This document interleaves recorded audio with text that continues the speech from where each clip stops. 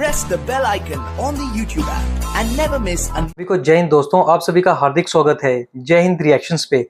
आशा करता हूँ कि आप सभी लोग बहुत अच्छे होंगे। तो आज की इस वीडियो में आप देखेंगे भारत की बहादुर और बेबाक पत्रकार अंबर जैदी जी को, जो कि इंटरव्यू लेंगी भारत की दबंग वकील नाजिया लाई खान जी का। तो ये वीडियो काफी इंटरेस्टिंग होगी, आपको बहुत कुछ जानने को मिलेगा और मजा आएगा। तो इसे अंत तक देखें और चैनल पे नए हैं तो चैनल को सब्सक्राइब कर दें, ताकि हम आपके लिए लेटेस्ट दमदार और नॉलेजेबल वीडियोस लाते रहें। तो चलिए पहले ये वीडियो देखते हैं और अंत में इसके बारे में बात करेंगे।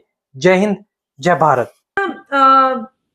इलेक्शन प्रमोशन के दौरान सैम पित्रोदा ने जो कुछ भी कहा, जब चुनाव चल रहे थे, उससे देश में काफी नाराजगी हुई और उस नाराजगी को देखते हुए कांग्रेस ने उनको उनके पद से हटा दिया था और एक बार फिर से सेम पद पे वापस हो गए और बीजेपी इस चीज को लेकर काफी हमलावर भी है।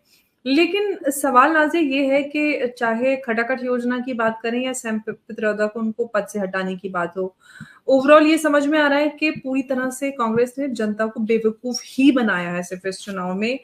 क्यों इस तरह की चीजों को सीरियसली नहीं लिया जाना चाहिए? जनता के साथ हर किए गए दुर्व्यवहार को, हर किए गए झूठे वादे को क्यों अकाउंटेबल नहीं ठहराया जाना चाहिए इन पॉलिटिकल पार्टी?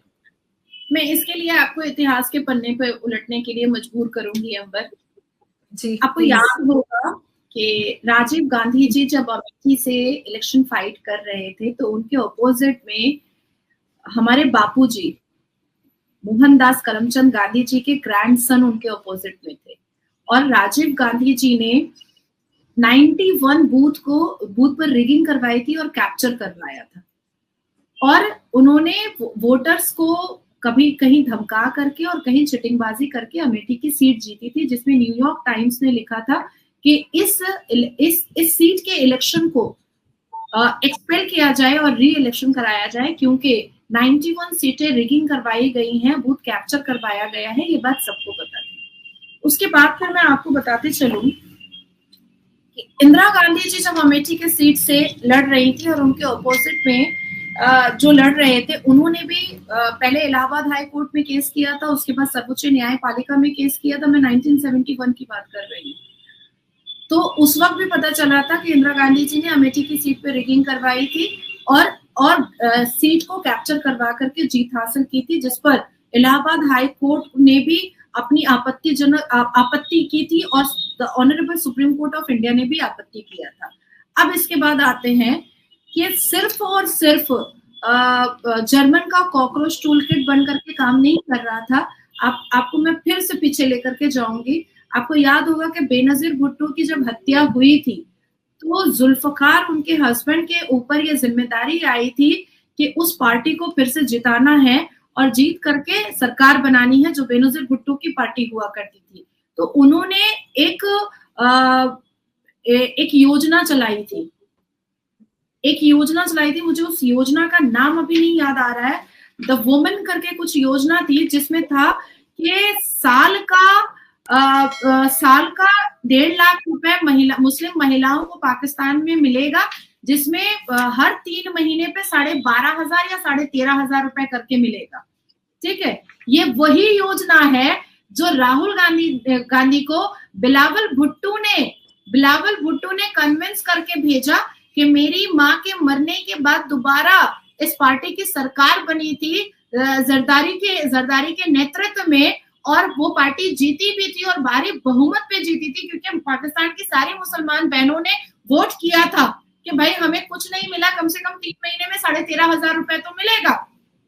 तो उसी तरीके से बिलावल भुट्टो के इस चैप्टर को राहुल गांधी जी ने एक्सेप्ट किया पाकिस्तान के, और उन्होंने खटाखट 1 लाख रुपए सालाना और 8,500 रुपए महीना उन्होंने इस योजना को चलाया। ये पाकिस्तान का था जो इन्होंने भारत में चलाया। अब बात आती है कि वो राहुल गांधी जो इस देश की सियासी पार्टी के सबसे पुरानी पार्टी के आखिरी चश्मो चिराग है, वो राहुल गांधी जो खुद के परिवार के 3 सदस्य भारत के प्राइम मिनिस्टर रह चुके हैं और देश की जनता ने प्रधानमंत्री बनाया, वो राहुल गांधी जिनके परिवार के लिए बापूजी ने सरदार पटेल के साथ विश्वासघात किया और नेहरू जी को बिना वोटों के भी भारत का प्रधानमंत्री बनाया, वो राहुल गांधी जो अब पार्लियामेंट में लीडर ऑफ अपोजिशन की हैसियत रखते हैं, वो सैम पित्रोदा के पास इसलिए जाते हैं और उनको गुरु इसलिए मानते हैं, उनसे भिक्षा इसलिए लेते हैं ताकि गाहे बगाहे चाइना का, जापान का और पाकिस्तान का टूल किट आराम से भारत के विरोध में इस्तेमाल किया जा सके। जी बिल्कुल। तो इन शॉर्ट ये समझ में आता है कि जो 8 मई को सैम पित्रोदा को हटाया गया था उनके पद से और इंडियन ओवरसीज कांग्रेस के अध्यक्ष के पद से, वो महज एक चुनावी हथकंडा था। और जैसे कि खटाखट एक चुनावी हथकंडा था, वैसे ही सैम पित्रोदा को हटाना भी चुनावी हथकंडा था। जो सवाल मैंने नाज़िया आपसे किया था वो सवाल फिर से मैं रिपीट कर रही हूँ, क्यों इन झूठे वादों और झूठे दावों के और जो सिर्फ चुनावी हथकंडों के लिए, अगर किसी ने बहुत सारे लोगों के सेंटिमेंट को हर्ट किया है, आपने हटाया चुनाव जीतने के लिए और फिर उनको वापस रख दिया, इसका मतलब ये है कि आप देश के लोगों की भावनाओं का सम्मान नहीं करते। हालांकि जयराम रमेश ने कहा है कि उन्होंने वादा किया है वो इस तरह का बयान नहीं देंगे, लेकिन जो उन्होंने बयान दिया था वो उनके अंदर के भाव और उनकी मानसिकता थी। आप किस तरह से देखते हैं इस चीज को? नहीं, मैंने इसीलिए आपको इंदिरा गांधी का भी मैंने चुनावी बताया, राजीव गांधी का भी मैंने चुनावी बताया कि ये गांधी परिवार को हमेशा से विश्वासघात करने की और चिटिंगबाजी करने की और देशवासियों के जज्बात के साथ खेलने की आदत रही है। मैं तो पहले से ही श्योर थी। आज जो जयराम रमेश जी बोल रहे हैं कि वो इस तरह की बात अब नहीं करेंगे, तो उनको सस्पेंड करने से बेटर था कि यही बात पहले प्रेस कॉन्फ्रेंस में कह देते। फिर क्यों कह रहे थे कि हमने तो हटा दिया, हमारा कोई मतलब नहीं है, इसके बारे में बात मत कीजिए, इसके बारे में सवाल मत कीजिए। भाई यही बात पहले कह देते। इलेक्शन को खत्म करने का, 4 जून का सरकार बनने का इंतजार क्यों कर रहे थे? इतना लंबा चौड़ा इंतजार क्यों किए? जो आप 1 महीना पहले बोले कि नहीं उसके बारे में बात मत कीजिए, हमने सस्पेंड कर दिया है, आज 1 महीने के बाद बात कह रहे हैं कि नहीं अब वो ऐसी बातें नहीं करेगा। मतलब कल को नासिर खान खड़ा होकर के बोलेगा कि हमको एक अच्छा खूबसूरत मुसलमान मानो, अब हम रेप नहीं करेंगे, पहले कर दिया था अब नहीं करेंगे, ये तो कोई बात नहीं हुई। अब आती है बात कि मैंने इसलिए आपको बताया पूरे परिवार के बारे में ताकि जनता को भी और व्यूअर्स को भी समझ में आए कि ये चरित्र जो रहा है, भारत विरोध का जो चरित्र रहा है या सनातन धर्म विरोध का जो चरित्र रहा है कांग्रेस का, वो कोई नया नहीं रहा है, वो हमेशा से रहा है। इसीलिए मैंने इतिहास के पन्ने खोले। अब आप देखिए कि ड्यूरिंग इलेक्शन हमने क्या क्या नहीं सुना। हमने थूक जिहाद सुना, हमने वोट जिहाद सुना, हमने लव जिहाद सुन लिया, हमने मर्डर जिहाद सुन लिया, हमने रेप जिहाद सुन लिया, सारी चीजें सुन ली। अच्छा देखिए, जब असदुद्दीन, मैं और आप दिल्ली में ही थे, असदुद्दीन अवैसी ने जब फिलिस्तीन के जय जयकार लगाए, जिंदाबाद का नारा लगाया, सारे लोग जो इस भारत की भूमि से मोहब्बत करते हैं, इस राष्ट्र से मोहब्बत करते हैं, संविधान के आर्टिकल 102 से मोहब्बत करते हैं, संविधान के आर्टिकल 103 से मोहब्बत करते हैं, उन्होंने अपनी अपनी प्रक्रिया रखी। आप मुझे एक प्रक्रिया कांग्रेस वाले की बता दीजिए कि उन्होंने ये कहा हो कि असदुद्दीन अवैसी ने गलत किया है, संविधान की विरोधिता की है। चाइना के रंग का लाल संविधान लेकर के राहुल गांधी जी अंग्रेजी में शपथ तो ले ली है, बिल्कुल ले ली है अंग्रेजी में, लेकिन क्या उन्होंने उसी संविधान को बचाने के लिए जो बार बार ड्यूरिंग इलेक्शन से लेकर अब तक वो कह रहे हैं कि वो संविधान बचाएंगे, क्या उस संविधान का हवाला दे करके उन्होंने असदुद्दीन अवैसी के विरोध में बात किया?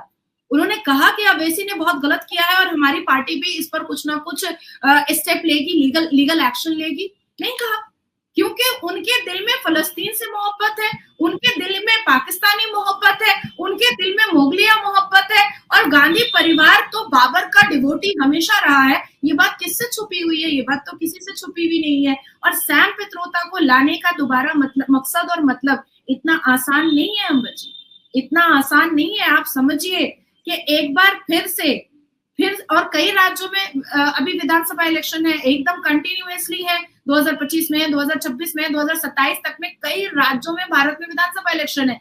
फिर से ये डिवाइड एंड रूल की पॉलिसी खेलेंगे, और क्योंकि सैम पित्रोदा ने फुलझड़ी जलाई हुई है कि कोई गोरा है तो अमेरिकन है, कोई काला है तो अफ्रीकन है, कोई शार्क फीचर्स का है तो वो मिस्र का है, तो ऐसी चीजों से अब क्योंकि वो कास्ट सेंसस वाला फुलझड़ी चलेगा नहीं, तो अब ये पहले से इनिशिएट कर दिया गया था, पहले से नींव रख दी गई थी नफरत की, अब उसको हाईलाइट और पॉपुलर किया जाएगा आने वाले राज्यों के विधानसभा में, और लोगों को अलग करने की कोशिश की जाएगी। तो आशा करता हूँ कि वीडियो को आपने अंत तक देखा होगा और हमेशा की तरह अंबर जैदी जी और नाज़िर खान जी का ये पूरा डिस्कशन आपको काफी पसंद आया होगा। और इस वीडियो में आपको बहुत कुछ जानने को मिला होगा, जिसमें आपने देखा नाजिया खान जी ने न सिर्फ कांग्रेस को एक्सपोज किया, बल्कि राहुल गांधी जो कि अपने गुरु सैम पित्रोदा को अब कांग्रेस में वापस ले आए हैं। जी हाँ, वही सैम पित्रोदा जो इलेक्शंस के टाइम पे ये कहते थे कि नॉर्थ इंडियंस जो है वो अरब की तरह दिखते हैं, जो साउथ इंडियंस है वो अफ्रीकन दिखते हैं और जो नॉर्थ ईस्टर्न है वो चाइनीज की तरह दिखते हैं। उस टाइम तो कांग्रेस ने पाखंड किया था सैम पित्रोदा को बर्खास्त करने का, पर अब सैम पित्रोदा को वापस ले आए हैं और अपना चीफ बना दिया। हमने देखा राहुल गांधी ज्यादा देर तक सैम पित्रोदा से दूर नहीं रह सकते। तो इसके बारे में आपके क्या विचार है? आप अपने विचार हमें कमेंट सेक्शन में लिखकर जरूर बताएं, और वीडियो पसंद आई है तो लाइक और शेयर जरूर कर दें, और चैनल पे नहीं है तो चैनल को सब्सक्राइब कर दें, ताकि हम आपके लिए लेटेस्ट दमदार और नॉलेजेबल वीडियोस लाते रहे। तो चलिए फिर मिलेंगे ऐसी किसी जबरदस्त और मजेदार वीडियो में, तब तक अपना ध्यान रखिए। जय हिंद, जय भारत।